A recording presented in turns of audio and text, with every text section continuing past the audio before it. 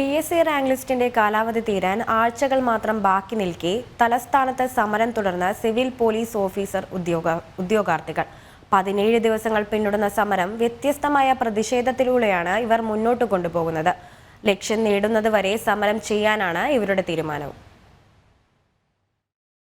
Thiruvananthapuram secretariat നടയിൽ അരങ്ങേറുന്ന CPO ഉദ്യോഗാർത്ഥികളുടെ സമരം ശക്തമായാണ് മുന്നേറുന്നത്. വിവിധ രീതിയിലുള്ള പ്രതിഷേധ സമരങ്ങളാണ് ഇവർ ഇതുവരെയുള്ള ദിവസങ്ങളിൽ നടത്തിയത്. വീപ്പകളിൽ ഐസ് കഷ്ണങ്ങൾ നിറഞ്ഞ തണുത്ത വെള്ളത്തിൽ കഴുത്തറ്റം മുങ്ങിക്കിടന്നാണ് ഉദ്യോഗാർത്ഥികൾ പ്രതിഷേധിച്ചത്.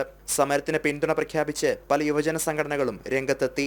എല്ലാ വർഷവും 35,000 നിയമനം നടക്കുന്ന ഒരു സംസ്ഥാനമായിരുന്നു കേരളം. പക്ഷേ ഈ ഗവൺമെന്റ് ഈ വർഷം 2022-23 സാമ്പത്തിക വർഷത്തിൽ നടത്തിയിരിക്കുന്ന നിയമനം വെറും 15,000 നിയമനം മാത്രമാണ്.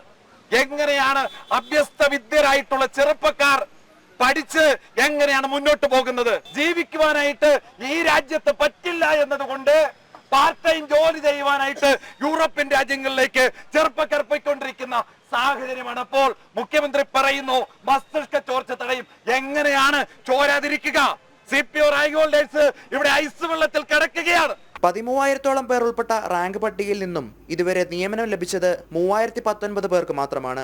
റാങ്ക് ലിസ്റ്റിന്റെ കാലാവധി അവസാനിക്കാൻ 1 മാസം മാത്രമേ ഇനി ബാക്കിയുള്ളൂ. എന്നിട്ടും അധികാരികൾ ഇവരുടെ പ്രതിഷേധം കണ്ടില്ല എന്ന് നടിക്കുകയാണ്. ജനം, തിരുവനന്തപുരം.